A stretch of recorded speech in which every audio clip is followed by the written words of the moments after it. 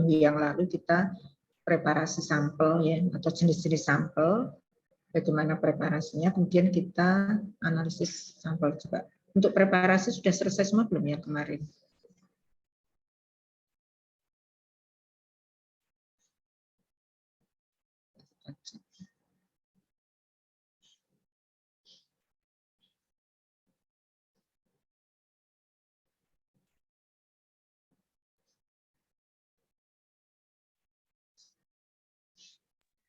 Sudah Ibu, sampai rambut. Sampai screening. Screening sudah ya? Sudah.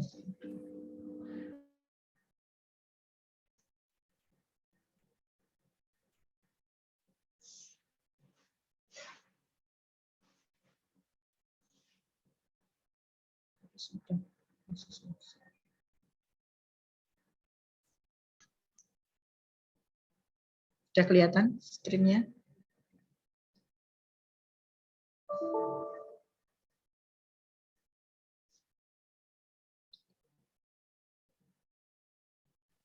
Sudah terlihat Ibu. Sudah Ibu. Kita mulai untuk analisis sampel NADSA ya. Jadi untuk pemeriksaan narkotika, psikotropika dan alkohol secara kualitatif perlu kita yang pertama adalah persiapan sampel. Jadi kalau bentuknya serbuk atau tablet, caranya bagaimana? Jadi kalau tablet ya, jadi bentuk tablet itu paling tidak 20 tablet ditimbang dulu, kemudian diserbukkan. Nah, dari serbuk yang homogen dari 20 tablet itu nanti ditimbang ya. Kalau untuk uji kualitatif kurang lebih 50 mg serbuk. Jadi ini 50 mg dilarutkan dalam metanol. Kemudian bila bentuknya adalah daun ya, seperti tanaman ganja, maka ditimbang 400 mg cuplikan yang telah diserbuk, haluskan. Jadi artinya kita punya daun yang sudah kering, kemudian dihaluskan, kemudian kita tambahkan petroleum ether atau toluen. Jadi pelarutnya itu adalah bahan nonpolar ya. Jadi petroleum ether atau toluen, kemudian kita kocok dan disaring. Filtrat hasil saringan tadi ya, kita tambahkan tadi toluen ya, setelah di sini.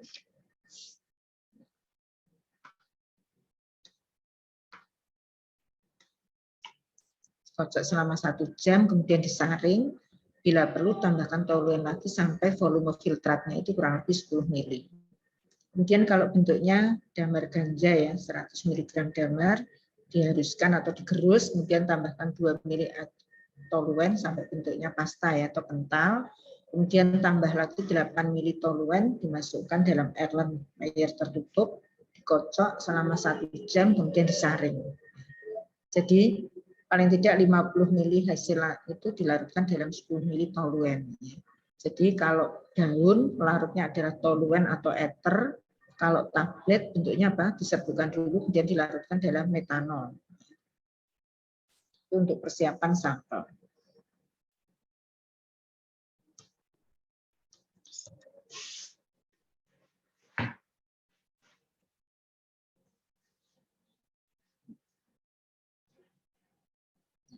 Bila sampelnya dalam bentuknya adalah cuplikan ya. Kalau bentuknya sudah cairan, kita ambil 10 ml cairan tanpa ditambahkan apa-apa. Kemudian kalau bentuknya darah atau serum atau plasma, itu perlu spesimen dengan cara ekstraksi. Ya. Jadi supaya apa? Kalau kita bentuknya darah, ya serum atau plasma, kita pisahkan atau isolasi darah tersebut ya spesimen tadi dengan pelarut organik. Jadi kita ekstraksi dengan pelarut organik, kemudian pada pH tertentu. Ya. Supaya zat-zat yang mengganggu itu bisa hilang. Kemudian hasil ekstraksi dikeringkan sehingga terdapat residu. Di sini nanti ada dibedakan ada 2.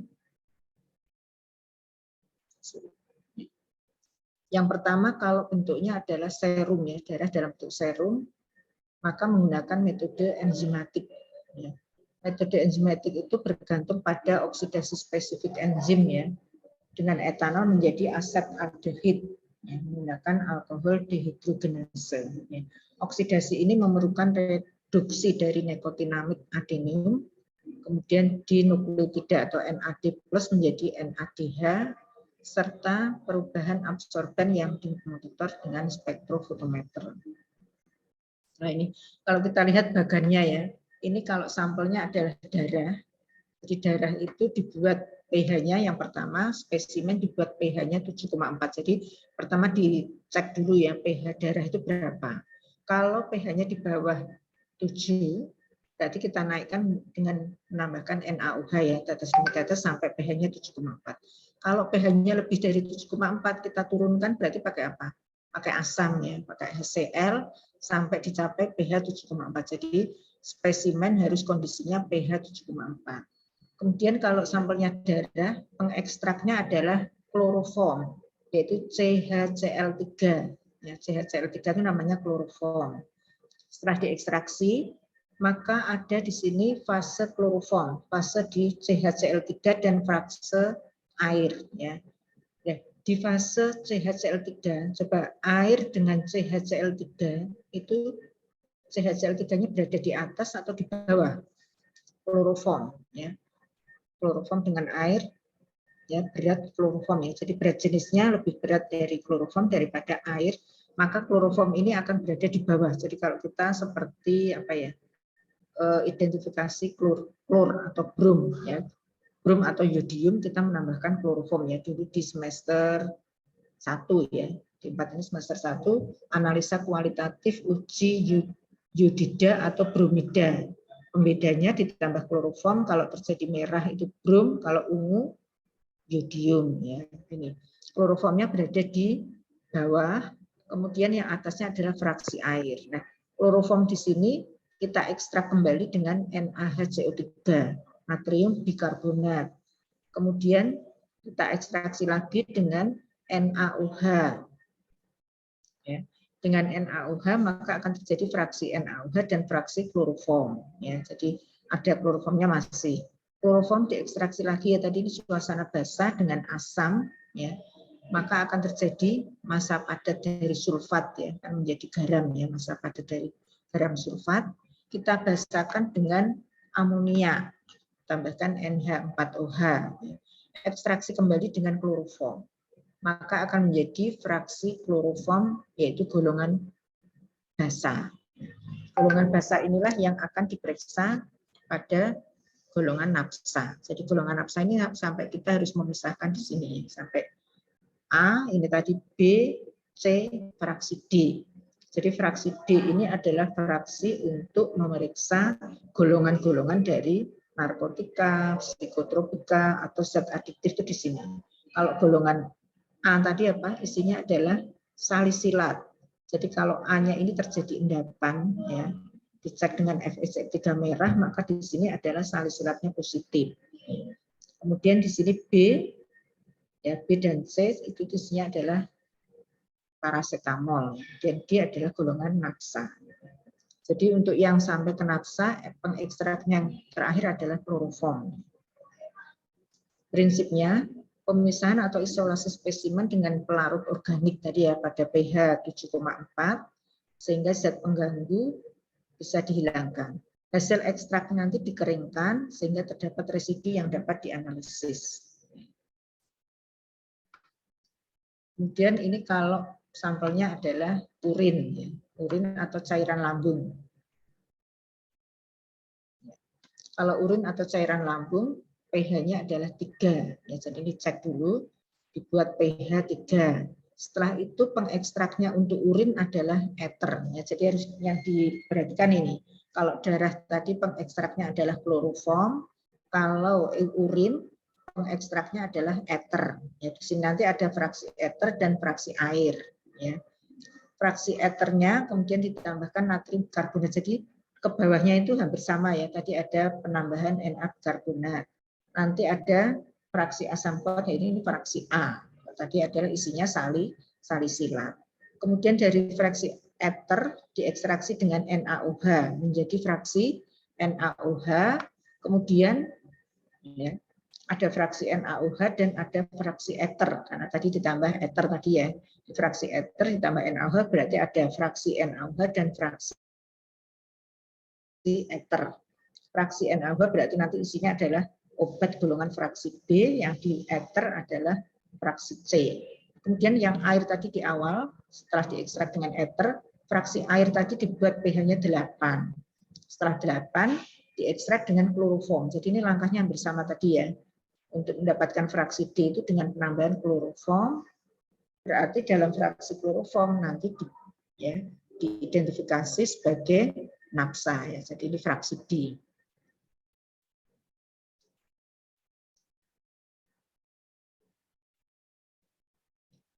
Fraksi A itu isinya apa saja? Di sini adalah salisilat. Ya, jadi kalau ini bisa dihafalkan ya, yang sering keluar ini fraksi A itu salisilat hanya 1. Kemudian fraksi B yang terkenal di sini adalah parasetamol atau golongan barbiturat. Ya. Kemudian fraksi C di sini muncul juga parasetamol. Di sini golongannya adalah karbamol atau klodiazepoksid. Ya. Kemudian nitrazepam, jadi yang ditebali ini yang sering keluar. Kemudian parasetamol ada di fraksi B dan fraksi C, ini juga harus perhatikan. Sering ini ya sebagai parasetamol obat penurun panas. Dan di fraksi D ini adalah golongan napsa. Ya, kalau kita lihat amfetamin, kodein, diazepam, morfin, nitrazepam itu ada di fraksi D. Ya. Bromazepam dan sebagainya. Jadi ini adalah golongan napsa, yaitu ada di fraksi D. Sekarang pemeriksaan darah ya atau urin. Waktu yang masih bisa terdeteksi ya kalau kita mau menggunakan sampelnya urin ya, perkiraan waktu terdeteksi adalah 1 sampai 3 hari, ada 1 sampai 4 hari, ada 2 sampai 7 hari ya. Jadi kalau golongan ini opiat ya, sama golongan amfetamin, metamfetamin, MDA ya, ini 1 sampai 4 hari di urin masih terdeteksi. Ya. Kemudian volume sampel urin minimal adalah 50 mili ya, kemarin sudah disampaikan. Kalau urin harus minimal 50 mili karena selain screening nanti uji konfirmasi. Kemudian yang agak lama ini ganja sama golongan benzodiazepin, jadi 2 sampai 7 hari ya, yang harus perhatikan, bisa lebih lama ya waktunya urin. Kemudian kalau darah itu 2 sampai 48 hari, jadi di darah itu masih bisa bertahan lama ya. Jadi artinya kalau napsa kita misalnya ya ada yang mengkonsumsi narkotika masuk ke darah itu bisa lama, tapi kalau di urin kan 1 sampai 2, 3 hari, 4 hari sudah hilang, keluar terus dengan bersama urin, maka sampelnya akan hilang. Kalau di darah masih terdeteksi di sini. Ya, jadi 2 sampai 48 hari. Kemudian 6 sampai 72, ya, 2 sampai 48. Ini hari atau jam ya? Kayaknya 48 itu jam ya. Ini. Jadi hanya darah 2 sampai 48 itu 48 jam kan 2 hari ya, 72 jam berarti 3 hari. Di darah adalah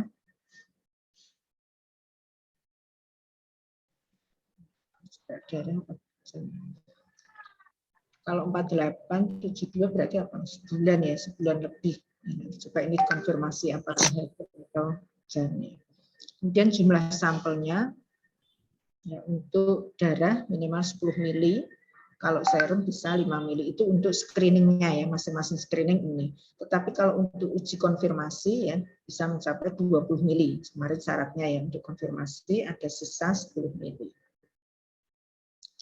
Kemudian untuk pemeriksaan screening ya, pertama pendahuluan atau screening test ya. Pemeriksaan lab sebagai upaya untuk menyaring untuk mengetahui ada tidaknya ya dan jenis obat yang menimbulkan efek toksik atau efek yang mengganggu kesehatan. Nah, di sini ada bentuknya ya untuk screening test. Yang paling sederhana adalah char atau strip test. Jadi sudah ada misalnya warna-warnanya ya, nanti dimasukkan ke urin warnanya apa, berarti isinya apa. Itu langsung bisa terdeteksi. Kemudian reaksi warna ya untuk terutama untuk sediaan farmasi atau uji kualitatif kita menggunakan reaksi dengan tetes demi tetes ya, reaksi kualitatif yang biasa digunakan untuk analisa kualitatif pada kimia analisa kualitatif.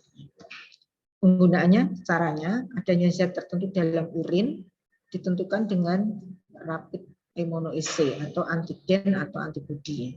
Cara kerjanya kita siapkan cat atau strip testnya ya untuk masing-masing obat itu sudah ada ya, jadi di pasaran itu misalnya untuk deteksi amfetamin dan metamfetamin misalnya. Itu jadi sudah tertentu. Cat ini untuk deteksi AB, cat yang lain CD dan seterusnya. Ada juga yang bisa lebih dari 5 macam jenis obat bisa terdeteksi. Disiapkan dulu, kemudian sampelnya kita teteskan sebanyak ya 3 tetes sampel urin pada lubang di cat tadi ya. Di strip testnya itu kan ada lubang untuk memasukkan sampel. Setelah itu kita tunggu supaya dia bereaksi. Kita lihat nanti pengamatannya ada garis ya, garis di C atau di garis T nanti diamati. Demikian juga untuk strip test, celupkan strip test ke dalam urin sampai batas yang ditentukan, ditunggu beberapa saat ya dengan petunjuk manual. Nah ini, chart test kalau hasilnya negatif itu ada di 2 garis, yaitu di huruf C dan T. Jadi ada 2 garis. Itu berarti negatif. Tetapi kalau hanya 1 garis pada C ya, yang atas, maka hasilnya adalah positif. Demikian juga dengan strip test sama ya. 2 garis CT, dua-duanya ada garis. Sekarang garis full tebal atau garis yang titik-titik atau lamat-lamat itu dianggap negatif. Jadi dianggap itu ada garisnya. Ya. Sedangkan yang positif hanya menunjukkan 1 garis pada huruf C. Kalau kita lihat ini, jadi kalau kita ada strip test ya, di situ ada muncul 2 garis ya. Walaupun ini titik-titik tebal atau titik-titik lamat yang hampir hilang, itu masih dikatakan ya gambar pertama, kedua, ketiga itu dikatakan negatif. Ya, jadi samar itu masih dianggap ada garisnya. Kemudian kalau kosong sama sekali baru dikatakan positif. Ya, ini untuk mengidentifikasinya seperti ini. Jadi kalau ada 2 garis, walaupun lamat-lamat atau titik-titik transparan, tetap negatif. Kalau tidak ada garis yang hanya 1, ada garis yang di C, maka dikatakan positif. Kalau tidak ada garisnya sama sekali, dikatakan tidak ada hasil. Jadi kita nggak bisa menyimpulkan ya, entah positif atau negatif. Jadi kalau ada one line atau 1 garis itu positif, kalau ada 2 garis negatif. Kemudian ada batas deteksi. Jadi menggunakan alat tersebut itu ada batas deteksinya.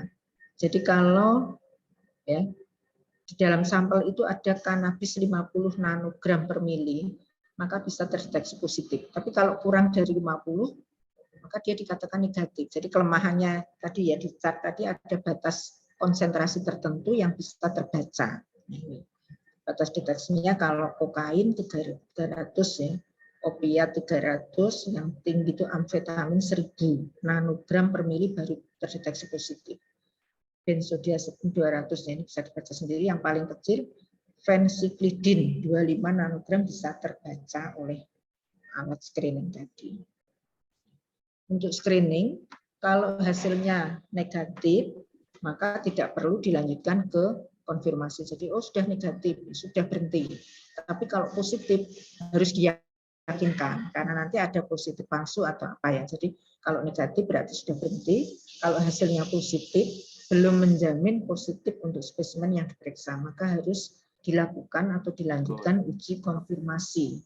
Uji konfirmasi ini menggunakan alat yang lebih canggih. Jadi kalau tadi hanya memasukkan strip tadi ya, jadi ada garis 2 atau 1, kalau di sini menggunakan GCMS, jadi kromatografi gas atau HPLC. Ini berarti menggunakan peralatan yang lebih canggih. Kemudian untuk menjaga mutu pemeriksaan, setiap 10 kali pemeriksaan spesimen urin ya, dilakukan pemeriksaan minimal terdapat 1 kontrol urin positif dari jenis zat yang diperiksa. Jadi misalnya kita ada sampel 10 ya, dari urin ABCD dari pasiennya 10. Kemudian kita ambil urin sampel A tadi, sengaja kita tambahkan kontrol positifnya itu ditambah dengan misalnya tadi positif amfetamin, ditambahkan positifnya amfetamin. Jadi nanti, oh kalau ini positif parahnya seperti ini. Jadi nanti kalau sampel yang lain parahnya ini, oh berarti ada contohnya. Kemudian ada kontrol negatif. Artinya belangku urin artinya yang tidak ada kandungan apa-apa atau diisi dengan aqueous ya, seperti belangku urin. Itu tadi untuk yang sederhana ya, strip test atau chart test. Kemudian uji kualitatif yang kedua yaitu dengan melakukan reaksi warna. Jadi kita melakukan uji kualitatif dengan menggunakan reagen tertentu, kemudian nanti diamati warna yang terjadi apa, kemudian nanti ada referennya. Nah ini ada beberapa metode yang sebanyak 1, 2, 3, 4, 5, 6, 7, 8. Jadi ada 8 metode. Metode yang pertama Marquis, ya, kemudian Meek, Frode, dan Simon. Marquis itu reaksinya apa? Ya. Dan untuk alkohol nanti aja.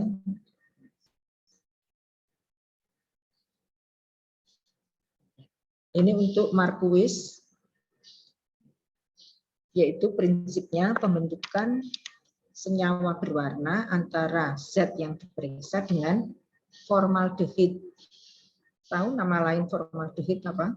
Formalin ya. Jadi reaksinya adalah formalin dalam suasana asam sulfat pekat. Jadi formalin ditetesi dengan asam sulfat pekat.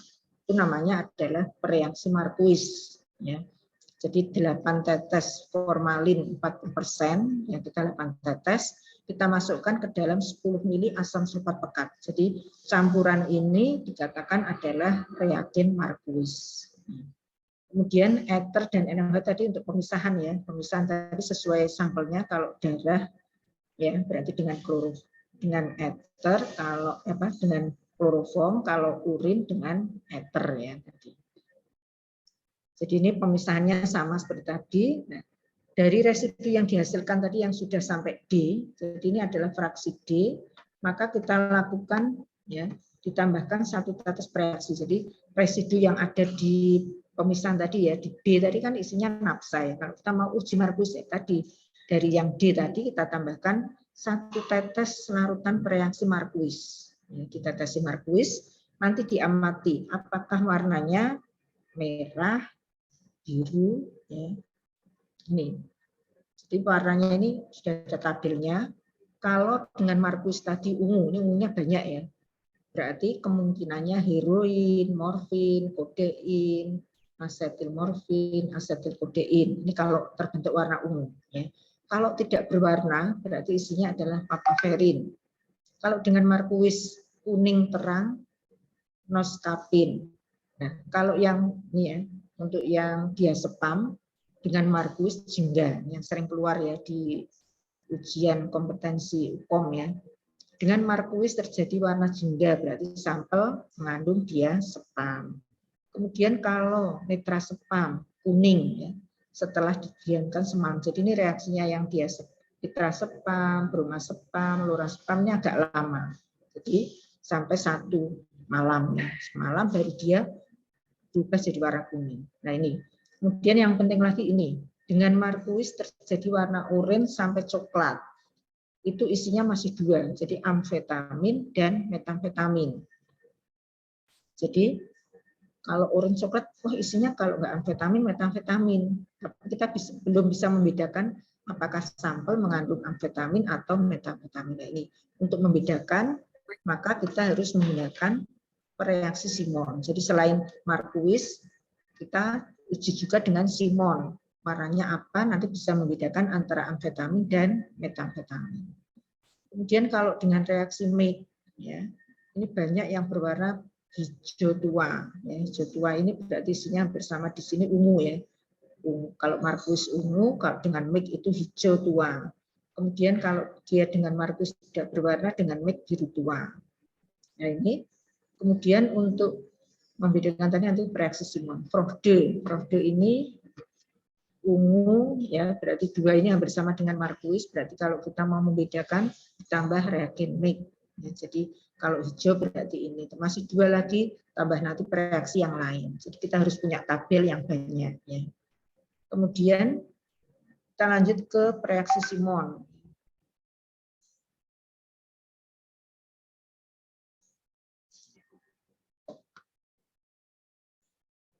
Tadi ada reaksi Frode ya. Frode isinya apa? Frode itu isinya adalah asam molibdek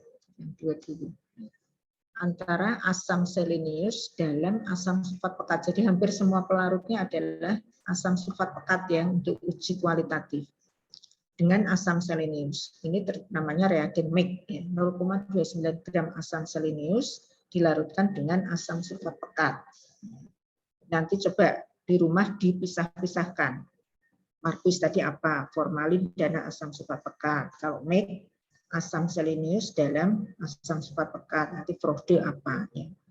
Ini ether dan sebagainya ini hanya untuk pengekstrak tadi ya, supaya sampai fraksi D. Kemudian hasilnya tadi dilihat di metode Markus tadi ya. Kemudian Frode itu asam molibdat dalam asam sulfat pekat panas. Ini masih asam sulfat pekat lagi ya. Sampai akhirnya larutan tidak berwarna. Jadi molibdat dalam asam sulfat pekat. Hasilnya tadi ya, yang di sini tadi ya, kita sudah membahas Markus, MIG dan Frode. Jadi ini 3. Kemudian kita lanjutkan ke Simon. Nah ini Simon itu tujuannya tadi adalah membedakan amfetamin dan metamfetamin. Reagen Simon itu isinya apa saja?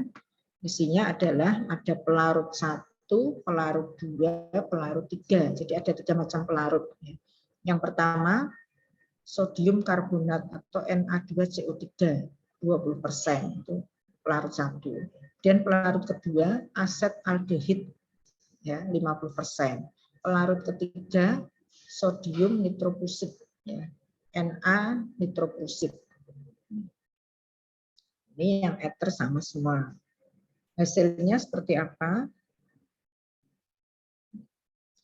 Untuk pemeriksaan ya, prosedurnya A sampai E tadi pemisahan sama untuk semua metode. Kemudian 5 tetes kita masukkan ke plat tetes ya sampelnya. Kemudian kita teteskan larutan 1 tetes dulu. Kemudian tambahkan 2 tetes larutan 2 ya.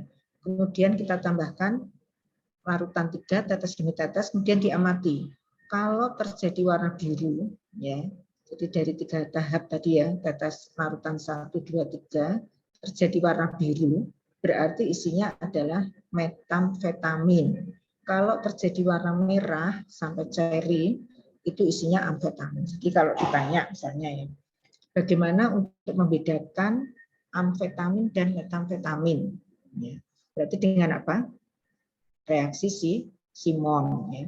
Kalau ditambahkan reagen Simon terjadi warna biru, berarti isinya metamfetamin. Kalau merah, berarti isinya amfetamin. Sehingga di sini bisa membedakan kedua napsa ini. Kemudian beberapa zat tambahan bisa memberikan negatif palsu. Artinya apa?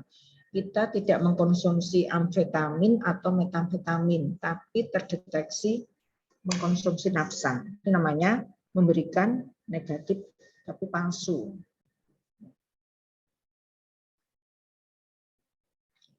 Kemudian perbedaan reaksi Markus dan Simon ya dengan warna ya. Yang tadi Markus oranye atau coklat merah itu isinya metamfetamin dan amfetamin. Kalau Simon tadi biru tua ya, metamfetamin. Kalau coklat atau sampai merah muda adalah amfetamin. Jadi yang penting ini ya. Kemudian ada metode Lieberman. Lieberman sampel diperiksa ya, diekstraksi dengan ether, kemudian tambahkan asam, tambahkan NaNO2 dalam suasana asam. Jadi ada penambahan natrium nitrit ya. Nanti akan terbentuk senyawa yang berwarna. Kalau terjadi dengan Lieberman, terjadi warna hitam, isinya adalah diamorfin atau heroin ya.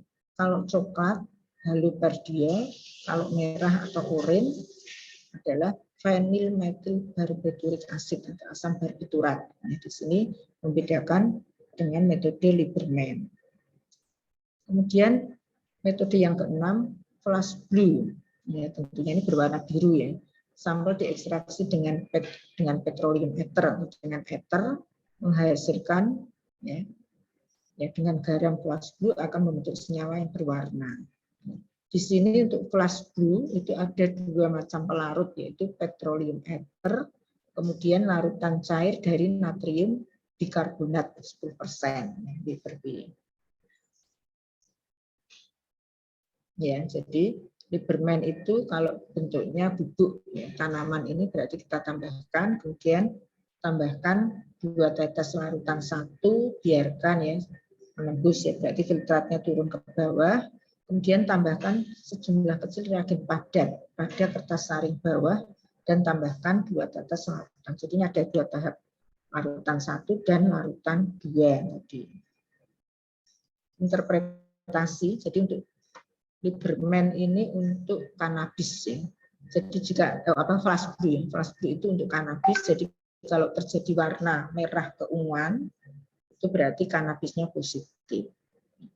Kemudian untuk warna yang lain ya, kalau merah ungu tadi kanabis, kemudian kalau merah itu THC, kalau ungu CPN singkatannya ya, kemudian oranye CPD. Kemudian karena flash blue B ini potensial karsinogenik, jadi bisa menimbulkan kanker ya, maka diganti flash blue itu diganti dye flash blue B. Jadi dye itu warna ya. Jadi untuk meningkatkan spesifitas tes ya, yang periksa sampelnya sedikit ya, kita menggunakan tak lebih dari 2 ujung korek api. Jadi untuk biasanya dia spam itu ada, jadi dia di ujung korek api itu sebagai bahan reaksi menggunakan 2 kertas saring.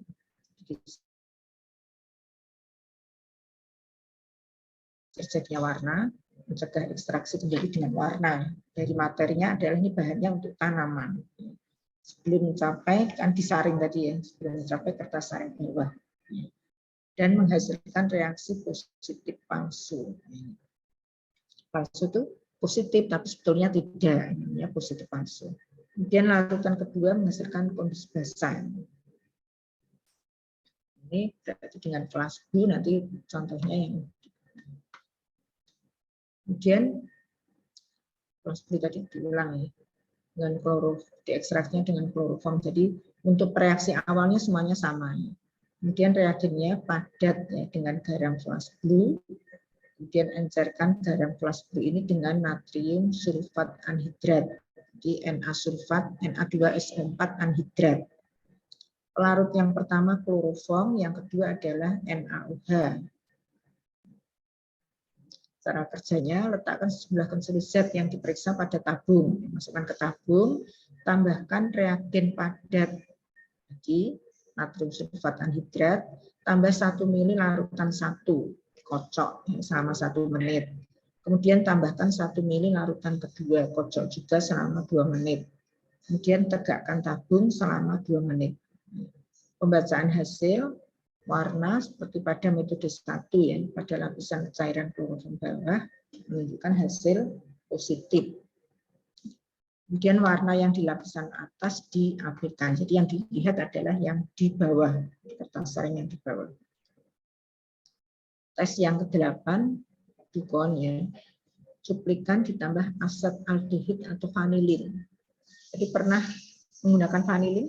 Biasanya apa? Untuk aroma kalau kita membuat roti, ya, membuat cake biasanya ditambahkan vanilin supaya ada bau harum. Ya.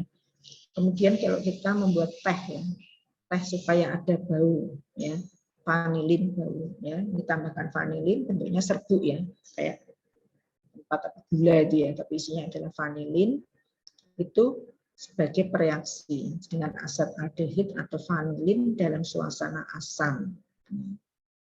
Kemudian diamati. Jadi untuk pembuatan larutan 1, 5 tetes asetaldehid ditambah dengan 0,4 gram vanilin. Jadi vanilin yang digunakan sebagai ya, bahan tambahan pangan supaya aromanya harum, bisa juga sebagai pereaksi untuk dukun noise. Ya.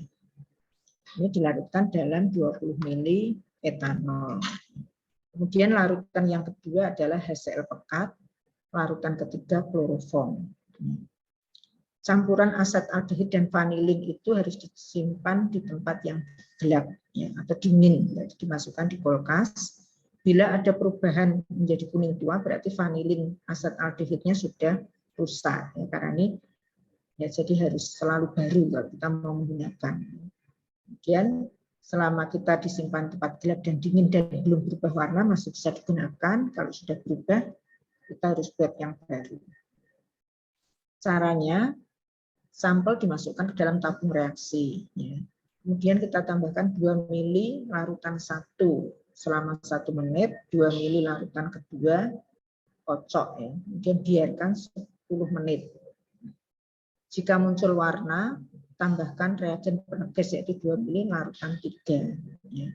Kalau terjadi warna ungu violet, maka kanabisnya adalah positif. Jadi reaksi ini untuk kanabis ya. Berarti reagen apa ini namanya? Dukonois ya. Dukonois itu untuk kanabis. Ya. Kemudian kalau tadi hasilnya positif, harus dilanjutkan ke konfirmasi. Konfirmasinya ini dengan alat yang canggih ya. Ada kromatografi gas. Ya. Nah, ini adalah sebagai konfirmasi tes. Jadi untuk sampel-sampel yang diuji kualitatif positif, harus dikonfirmasi, namanya harus dilanjutkan lagi dengan konfirmasi tes. Nah, ini namanya ya, uji lanjutan. Contoh misalnya dengan GC itu datanya ini ada RT, waktu retensi. Jadi munculnya puncak-puncak itu pada menit tertentu ya. GC MS berarti ada perbandingan massa dan Z, M per Z-nya berapa. Demikian juga untuk HPLC. Jadi nanti keluarnya puncak, misalnya ada campuran ya, A, B, C, D. A itu keluarnya pada menit keberapa, B keberapa, C. Nah, tergantung dari komponennya apa. Ada yang waktunya pendek langsung keluar apa Z-nya, ada yang waktunya lama baru muncul. Itu namanya waktu retensi.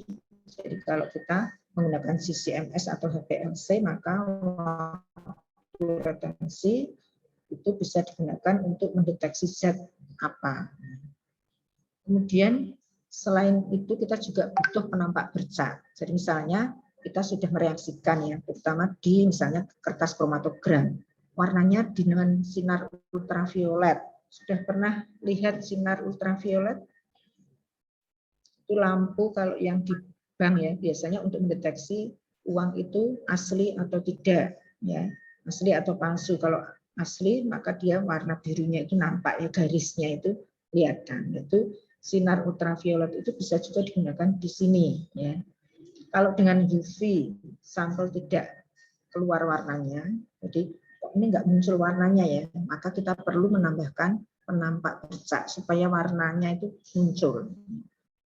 Penampak bercak yang bisa digunakan yang pertama adalah Mandelin reagen. Jadi amonium vanadat dicampur dengan aquades, ya, disaring. Kemudian asam iodoplatinat. Ya, platina itu PT, PTCl2 dengan 5 gram Ki, dicampur dalam suasana asam. Warna ya, hasil ekstrak ini nanti ya sama ya. Maka bisa digunakan untuk penampak bercak. Misalnya ini pada panjang gelombang 254 nanometer dengan sinar ultraviolet sudah berwarna ungu. Kemudian kalau belum berwarna ungu, tambahkan larutan asam sulfat 2N pada lempeng tadi pada suhu 880 derajat Celcius ya. Kemudian diamati di bawah sinar UV yang lebih tinggi yaitu 366, maka noda akan berfluorensinya biru. Kalau tadi yang 254 ungu, kalau 366 fluorensinya biru. Kemudian kita tambahkan dragon dwarf, misalnya noda berwarna jingga. Dari penampak bercak yang ditambahkan tadi muncul larutan A, kemudian kita hitung harga RF-nya. RF-nya berapa? Nanti kita bahas untuk ini pada reaksi diazepam atau fenobarbital. Kemudian profil spektrumnya dengan UV, apakah sesuai dengan baku diazepam. Jadi nanti kita selain sampel, kita juga punya bakunya. Bakunan nanti kan bisa, oh kalau baku itu warnanya seperti ini. Nah, sampel kita apakah sama dengan baku kita atau tidak. Kalau bakunya sama dengan sampelnya, maka akan terjadi panjang gelombang sapannya itu berimpit, artinya saling berdekatan. Ini untuk persiapan reagen ya. Tadi sudah, kalau misalnya tambah metanol untuk sampel yang kurang dari 50 mg, kemudian asam sulfat, cara pembuatannya. Penampak noda yang berikutnya adalah drag and drop. Apa yang dikatakan dengan drag and drop itu adalah bismut nitrat, BiNO3 3 kali ya, dengan asam asetat encer. Kemudian Ki dilarutkan dengan air. Campurkan larutan 1 ya, yang berisi Bi nitrat dalam asam asetat 10 ml dengan 10 ml larutan 2 campur. Kemudian tambahkan 20 ml asam asetat glasial. Campuran yang dari 3 ini adalah namanya penampak bercak drag and drop atau reagen drag and drop. Konfirmasi sebelum pelatih semprot ya. Lakukan pengukuran spektrum dengan ultraviolet, noda sampel tadi dilingkari dulu, kemudian dihitung harga RF. Sudah tahu bagaimana cara menghitung RF? Sudah tahu belum? Untuk menghitung RF. Dan sudah tahu? Pernah mendengar hitung RF-nya? Satu kelas ini ada yang tahu? Belum ya? Kalau belum nanti dibahas pada identifikasi nafsa. Ya, nanti ada nafsa, mau sekarang atau pas materi nafsa. Jadi misalnya ada totolan, jadi misalnya ada totolannya di garis keberapa, jaraknya berapa senti kita ukur. Kemudian kita ini ada KLT-nya. Terus saya gambarkan yang ada gambarnya ya supaya tahu. Sama di sini ada yang ditanyakan dulu. Jadi ada 8 reaksi ya untuk uji kualitatif nafsa tadi. Ada Marquis, Meek, Frode, Simon, kemudian Flash Blue ya. Kemudian ada Day Flash Blue, Lieberman. Ya. Kemudian ada tadi yang terakhir apa namanya? Dukonois dan seterusnya. Jadi reaksi-reaksi itu adalah identifikasi adanya narkotika, psikotropika, dan zat adiktif. Dan kita mengenal ada penampak bercak. Yang berikutnya untuk menerangkan RF ya. Saya tutup dulu.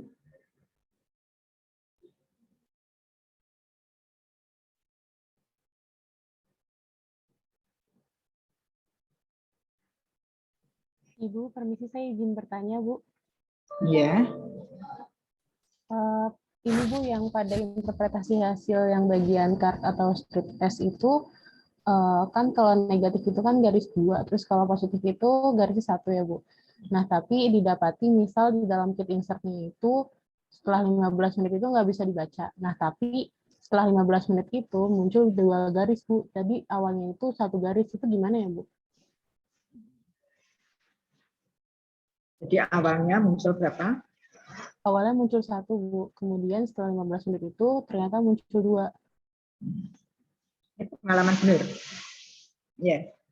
Pernah misalnya meneliti sampel zat A, tadi kan kalau dikatakan negatif kalau muncul 2 garis ya, kalau positif muncul 1 garis.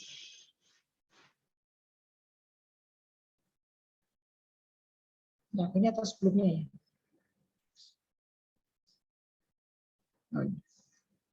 Tadi ya, pertama munculnya apa dulu? 1 garis dulu. Iya, 1 Ibu. 1 garis berarti kan positif ya. Positif, kemudian masih menggunakan ini. Strip test, kemudian muncul 2 garis. Iya, Ibu. Betul enggak? Nah, makanya kalau kita 2 garis berarti kan negatif. Padahal yang 1 tadi, makanya gini, Kalau satu tadi kan positif ya, apakah benar positif, maka perlu konfirmasi. Kalau dengan GC juga menghasilkan positif, berarti yakin positif. Kalau dengan GC negatif, berarti negatif. Ya. Nah, kadang muncul tadi, harus ditunggu berapa lama, kalau kan berarti ini baru muncul satu ya, harusnya sampel ini lama. Biasanya seperti kalau COVID itu berapa menit untuk kita tahu uji konfirmasinya, misalnya ya. Itu ditunggu 10 menit supaya nanti ini memastikan benar tidak ada apakah positif atau negatif. Ya, makanya kita nggak boleh tergesa-gesa. Mungkin awalnya ini dulu satu garis nih ya. Kemudian muncul garis yang kedua agak lama. Makanya lebih baik kita agak lamakan ya. Misalnya lama, benar-benar satu atau samar-samar itu dikatakan negatif. Ya. Tapi kalau tidak ada sama sekali positif, harus dilanjutkan dengan GC. Karena kita kadang tidak yakin ya dengan benar enggak, coba dengan GC atau HPLC. Kalau memang dengan GC juga positif, maka dikatakan positif. Ya, karena ada tadi nih ya, kelemahannya tadi, screening yang kita beli itu ini. Ya. Jadi misalnya kokain 300, padahal mungkin juga menggunakan kokain tapi kurang dari 300. Dengan alat strip test ini tidak akan terdeteksi karena ada batas pemeriksaan screening itu ada deteksinya minimal itu sekian. Artinya kalau dia konsentrasinya lebih tinggi dari ini bisa terdeteksi positif. Tapi kalau kurang bisa terdeteksi negatif. Jadi kelemahannya ini. Sehingga kita perlu tadi mereaksikan dengan Marquis, dengan Make, Frode, dan sebagainya juga perlu. Ini untuk screening harus ada batasannya. Uji pada tadi ya. Kemudian untuk pemeriksaan, sudah ya, ada yang ditanyakan? Berarti waktunya misalnya butuh harus 10 sampai 15 menit. Kalau kita mau yakin ya agak lama, diperlama, jadi nanti hasilnya betul-betul yang mana. Apakah satu garis atau dua garis.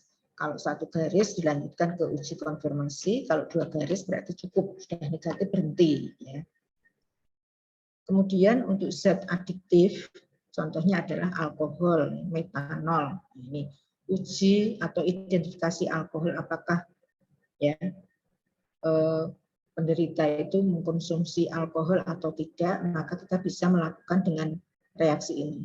Kalium dikromat, kemudian mikrodifusi, metanol atau aseton. Pemeriksaan hanya untuk mengarahkan kemungkinan jenis zat yang terdapat pada sampel. Maka harus dilanjutkan dengan konfirmasi. Karena selain narkoba, dengan tes beberapa tes tadi itu bisa menghasilkan positif, false positif. Positifnya itu palsu, ya. Jadi tidak mengkonsumsi narkoba, tapi bisa terdeteksi positif. Itu sebabnya apa? Karena konsumsi dari beberapa obat. Nah ini, obat yang bisa mendeteksi positif palsu. Kalau sebelum diperiksa kok orang mengkonsumsi ini, mengkonsumsi kloroquine, ephedrine, pseudoephedrine, ratinidin atau CTM ya misalnya, biasanya ada di kantor misalnya, sidak. Apakah semua karyawan semuanya negatif menggunakan nafsa ataukah ada yang positif? Nah, misalnya ada beberapa orang yang dikatakan positif, padahal dia merasa tidak mengkonsumsi nafsa. Nah, orang bisa mengelak, kenapa ya? Oh, kemarin saya ini minum salah satu obat ini. Misalnya minum obat yang mengandung ephedrine. Bisa nanti dia terdeteksi amfetaminnya positif. Kemudian kalau minum kodein atau dextro, maka golongan opiatnya positif. Sedangkan kalau minum ephedrine atau CTM dan dextro bisa juga ketamin. Jadi yang atas itu ada ephedrine, ada CTM, selain amfetamin bisa juga terdeteksi ketamin. Kemudian yang dextro, opiat ini bisa juga terdeteksi ketamin. Jadi yang dextro bisa ketamin, ya bisa opiat. Yang ephedrine bisa amfetamin atau ketamin. Ya. Namanya ini obat-obat yang bisa menyebabkan false positif.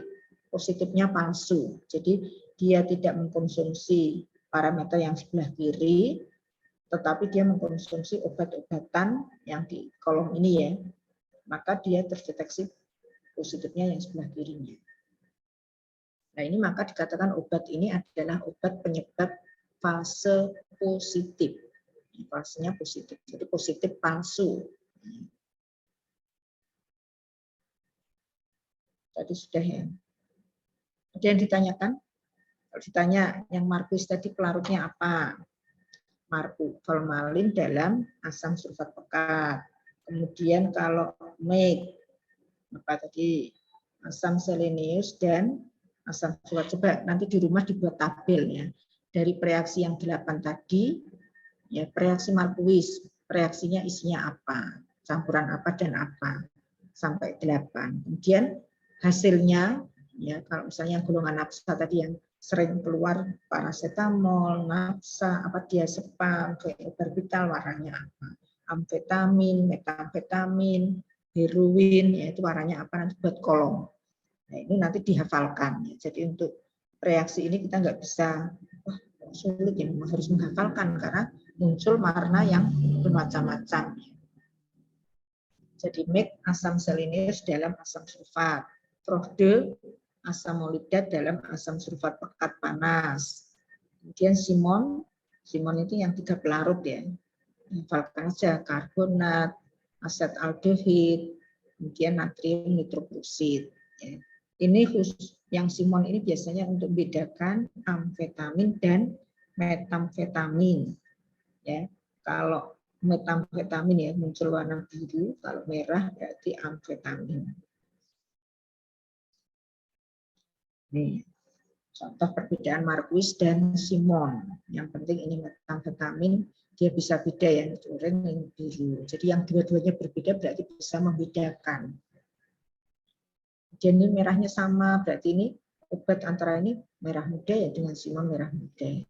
Kemudian dengan markuis yang tertera di sini.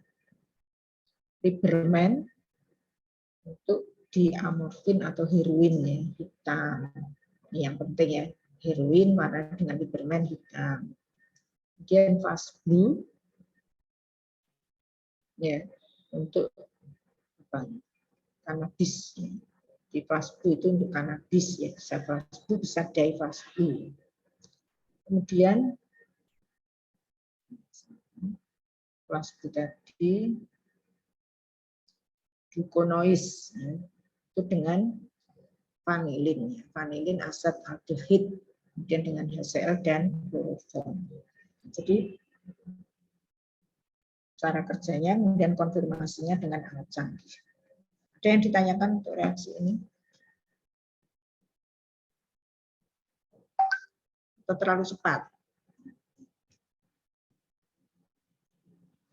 Silakan ya. Jadi ini banyak zat-zat yang harus memang dihafalkan ya. Perbedaan reaksinya tadi, warnanya apa. Terus kemudian penampak bercak tadi ya, untuk mempertegas warna. Kalau sudah, mungkin saya lanjutkan untuk yang tadi ya, untuk adanya RF ya.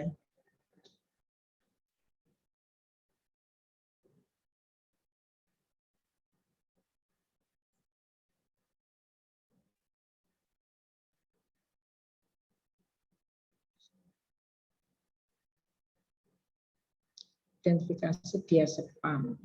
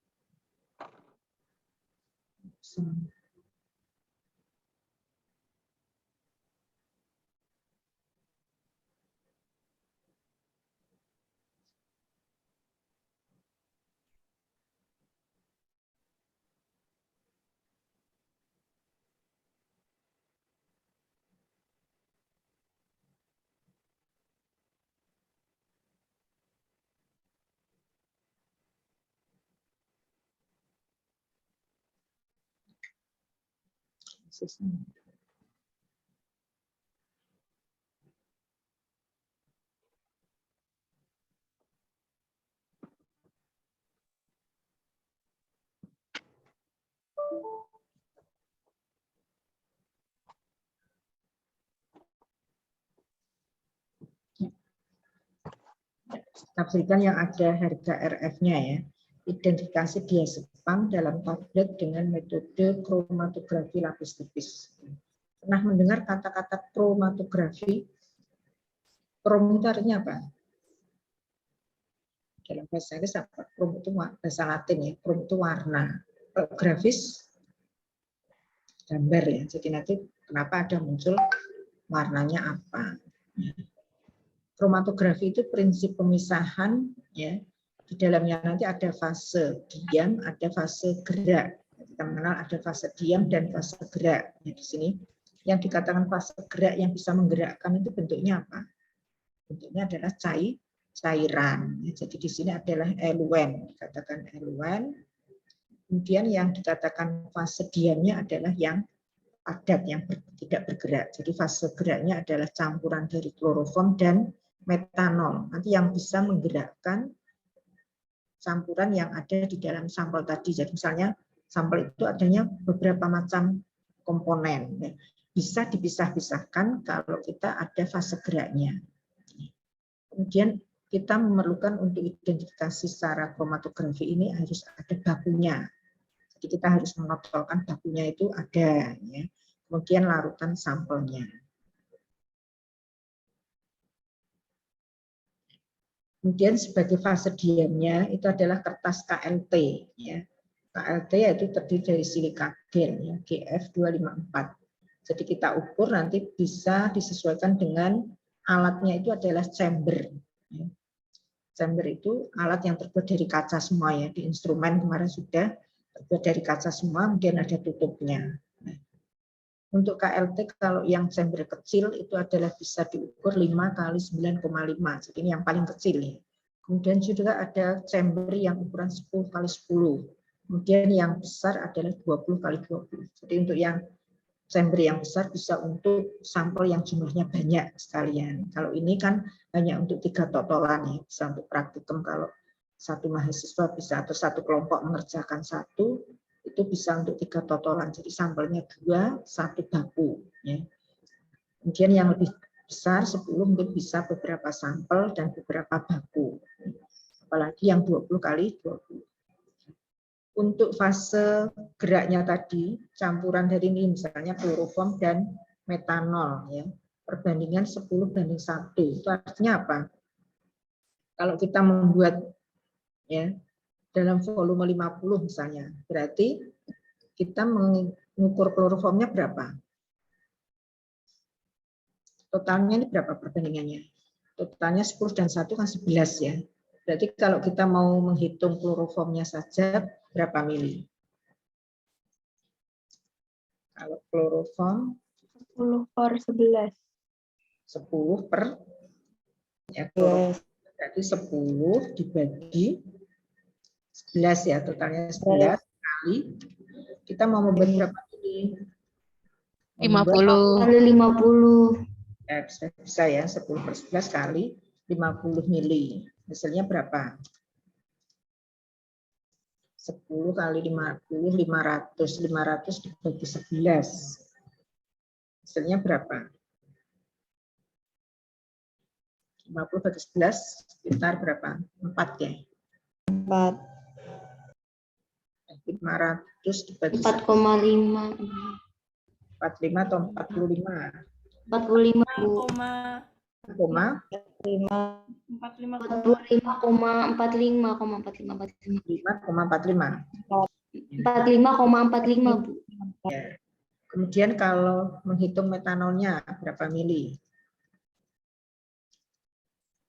Totalnya berarti 1 per 1/11. 11 dikali 50. Kali 50. 50. Berapa? Tentunya sisanya itu ya. Iya. Totalnya nanti harus 50 ya. Berarti berapa ini?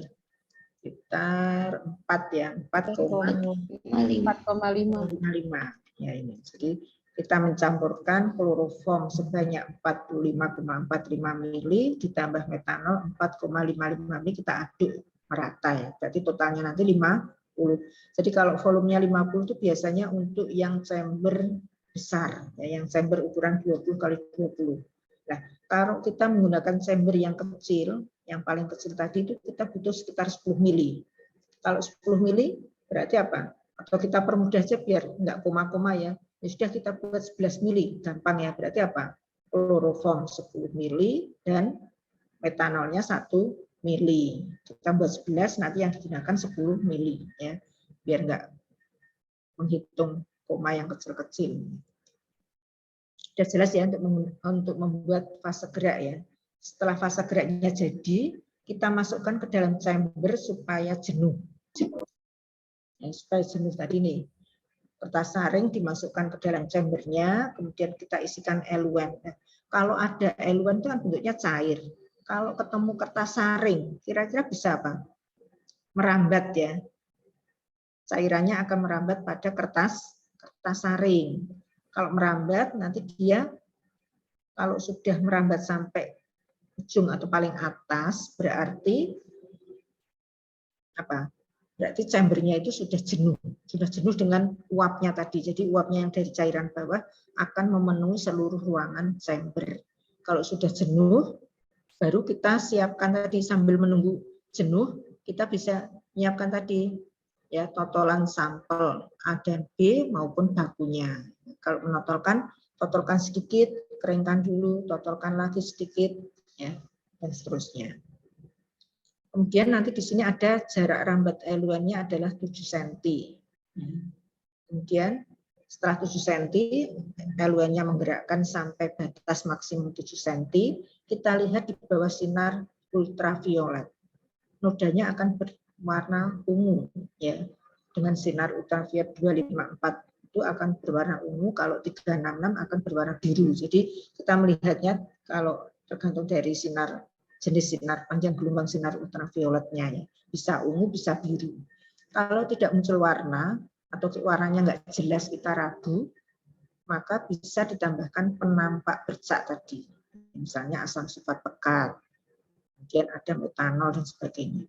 Nah, setelah itu kita hitung RF. Nah, RF itu apa? Yaitu jarak yang ditempuh komponen. Jadi tadi komponen itu akan dibawa oleh pelarut. Kalau dia senang sekali dengan pelarut, maka dia ikut pelarutnya. Kalau dia nggak suka, dia akan diam saja di tempat. Jadi dia nggak bergerak. Ya. Ini adalah jarak yang ditempuh komponen dibagi jarak yang ditempuh pelarut. Pelarutnya tadi kita rambatkan berapa senti. Bawahnya berarti per 7 cm. Nah, nanti kita mendapatkan harga RF baik sampel maupun baku. Nah, kemudian kita interpretasikan hasil sampel A dibandingkan dengan bakunya B. Misalnya. Kita lihat ini. Ya. Jadi kalau kita tadi punya tadi ya 4,5 kali 9, ya nanti kita garis bawah dan garis atas. Garis bawah ini sekitar 1,5 sampai 2 cm. Kenapa ini? Yang garis bawah itu harus lebih lebar daripada yang atas. Tujuannya apa? Kalau kita celupkan kepada eluennya, dia itu belum tercelup. Kalau dia sudah tercelup kan langsung sampelnya larut di dalam eluen, berarti tidak bisa dibawa oleh komponen-komponen, oleh pelarutnya tadi nggak bisa dibawa, sudah larut. Sehingga totolannya ini harus paling tidak 2 cm dari bawah. Kemudian cara menotolkan gambar atasnya ini. Totolkan sedikit, angkat, keringkan. Totolkan lagi, jadi jangan langsung melebar, tapi sedikit, jadi totolannya kecil tapi banyak. Maksudnya konsentrasinya lebih tinggi ya. Jadi ini totolkan sedikit, angkat, totolkan lagi berkali-kali sampai 4-5 kali supaya konsentrasinya cukup tinggi. Setelah itu kita eluasi, digerakkan dengan nih chambernya ya tadi ya, misalnya ini.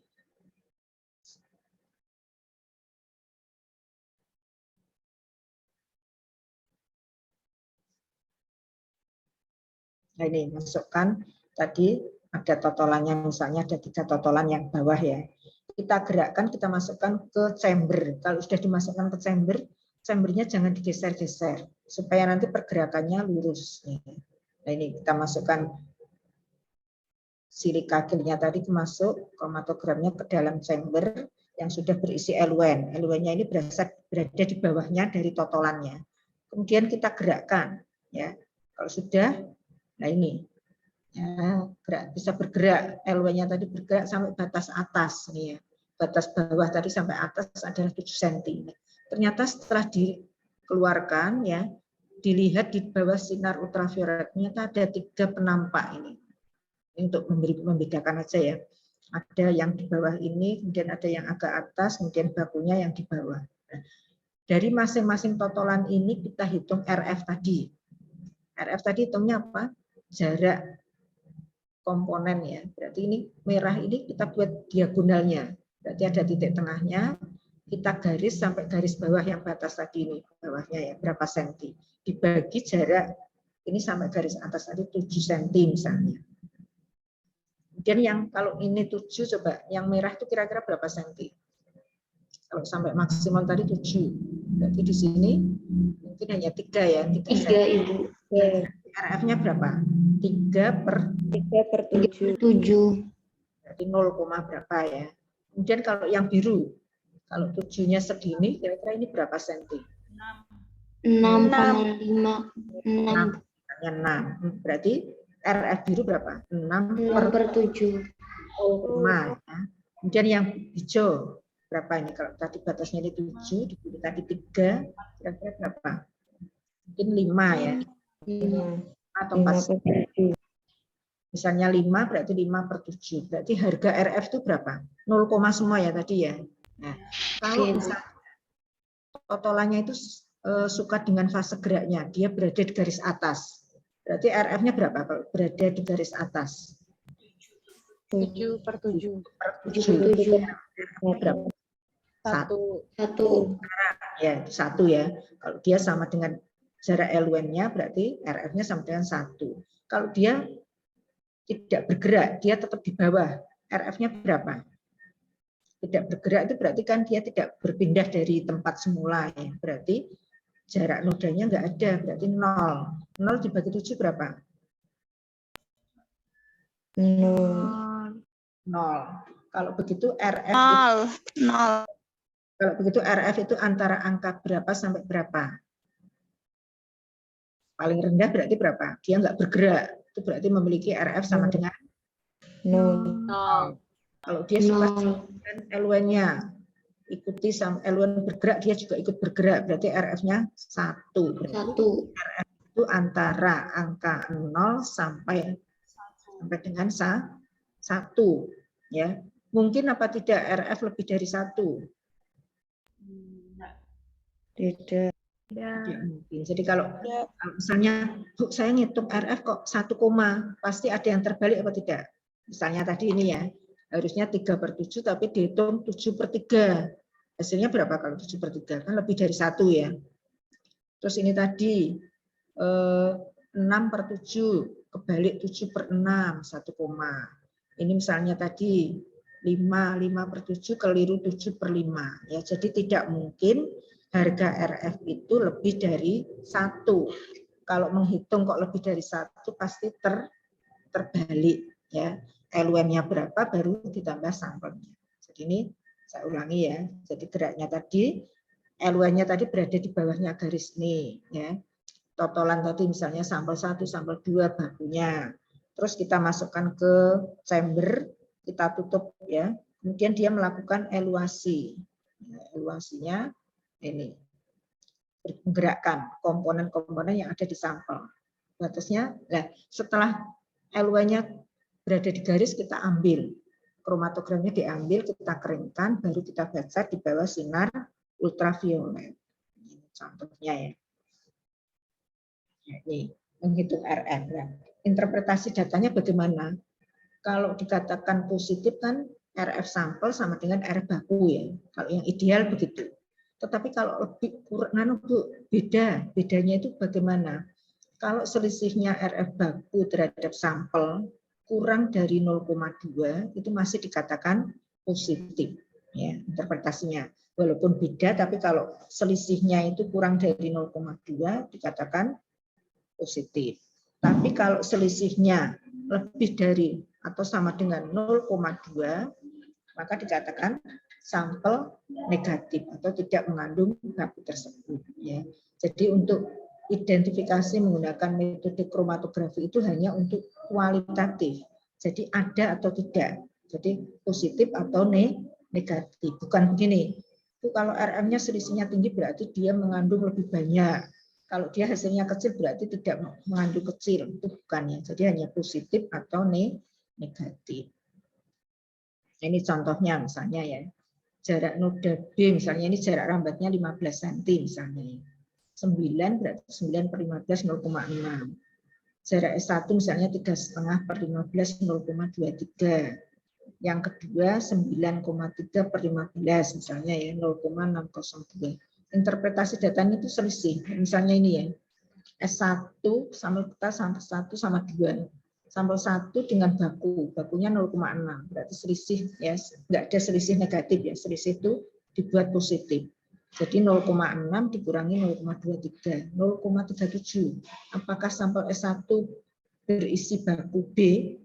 Karena selisihnya 0,37 yang berarti lebih dari 0,2, maka interpretasi datanya apa? Sampel S1 tidak mengandung baku B. Negatif, ya, artinya negatif baku B. Sedangkan contoh yang S2, misalnya ini, selisih sampel kedua 0,602 dengan 0,6, selisihnya 0,002. Angka ini kurang dari 0,2, berarti sampel S2 mengandung baku B, itu dikatakan positif mengandung baku B. Jelas ya? Nah, nariknya garis ini dibuat diagonal dulu. Jadi diagonal kan ada satu titik, dia ditarik ke bawah menggunakan penggaris. Ya. Penggaris itu kan ada skalanya ya, seperti buret ya, berapa senti, berapa koma berapa. Untuk teliti jangan hanya 4, 5, tapi 4, berapa, 5, berapa. Ya, contohnya tadi 9,0, 3,5, 9,3. Jadi pembacaan garis di penggaris itu kan ada strip-strip yang kecil. Ini ya, jadi sudah tahu RF ya. Nah, untuk perhitungan RF itu bisa untuk identifikasi napsa, bisa juga nanti identifikasi pestisida. Apakah sampel mengandung ya misalnya baygon, apakah mengandung apa zat sebagai pestisida ya, malation dan seterusnya. Nanti ini metodenya sama. Jadi prinsipnya dengan metode kromatografi pasti menghitung RF. Ya, tadi interpretasinya ini. Kalau misalnya ada pilihannya yang sama, kita pilih yang sama ya. Misalnya baku ini ada yang sama RF-nya ya, dikatakan ini yang positif. Kemudian kalau yang negatif yang selisihnya lebih dari 0,2. Ya, jadi demikian juga untuk fenobarbital. Jadi ini bisa untuk diazepam atau bisa juga untuk fenobarbital, bedanya pelarut. Misalnya ini, LW-nya ada yang campuran etil asetat, metanol, dan asam pekat. Kalau ini gampang ya, jumlah totalnya berapa ini? 85 dengan 10 tambah 5, 100 ya. Kalau kita buat 50 mili berarti separuhnya. 85 dibagi 2, ini 10 dibagi 2, 5 bagi 2. Kalau kita buat 10 mili dibagi berapa? 10 mili dibagi 10, berarti yang etil asetatnya berapa? 8,5. Metanolnya 1,0, ya pekatnya 0,5. Totalnya 10 mili. Ya, jadi kita aduk, kemudian kita masukkan ke chamber. Nah, ini kalau kita membuat ini apa yang harus kita perhatikan? Semua peralatan tidak boleh mengandung air, karena ini kan pelarut non polar ya. Jadi kalau ada airnya nanti dia nggak mau membawa sampelnya itu ya. Kemarin ada beberapa yang sudah praktek offline, ada kelompok tertentu yang negatif semua hasilnya, nggak ada yang positif. Nah setelah ditelusur ternyata alatnya itu ada, jadi chambernya tadi mungkin masih basah, bekernya itu masih mengandung aquades, harus betul-betul kering ya. Jadi karena ini pelarut organik atau ya pelarut non polar. Jadi yang perhatikan semuanya harus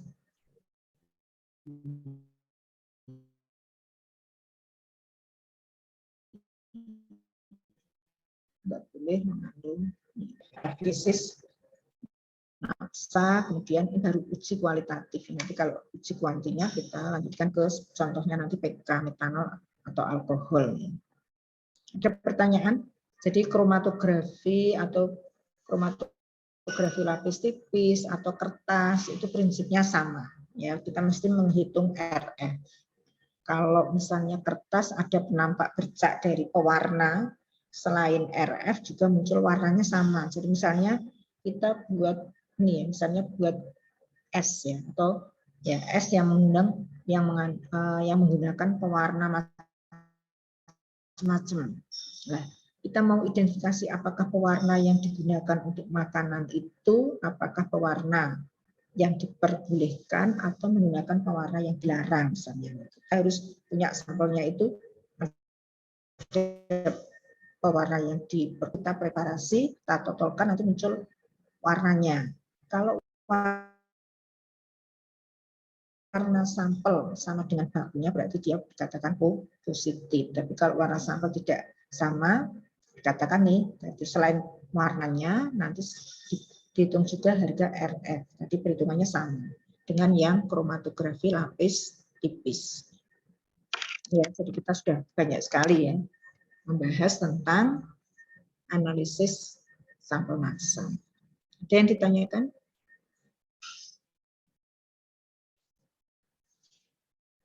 Nanti minggu depan berarti yang mengisi Pak Darwin ya.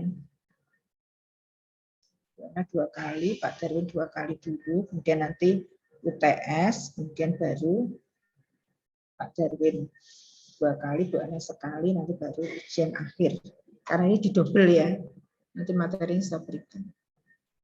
Ada pertanyaan untuk perhitungan RF?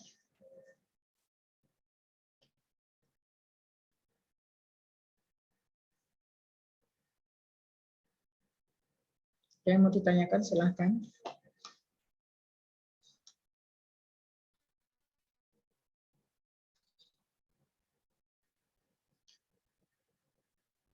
Tidak ada, ya, jadi padat sekali ya. Jadi hari ini kita sudah mempelajari ya identifikasi napsa secara kualitatif dengan reaksi warna, kemudian juga bisa dengan strip test atau card test ya. Jadi hanya 1 strip atau 2 strip yang diamati.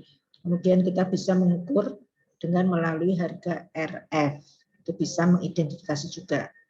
Tapi kalau untuk yang perhitungan RF, kita menggunakan metode kromatografi harus punya bakunya. Bakunya apa harus punya. Ini ya. Ada lagi yang mau ditanyakan?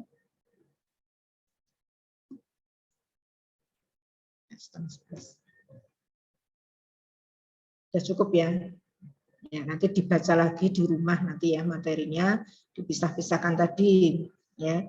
Coba Bu Ana nanti minta mahasiswa meresum reagen-reagen yang digunakan untuk 8 macam metode tadi ya.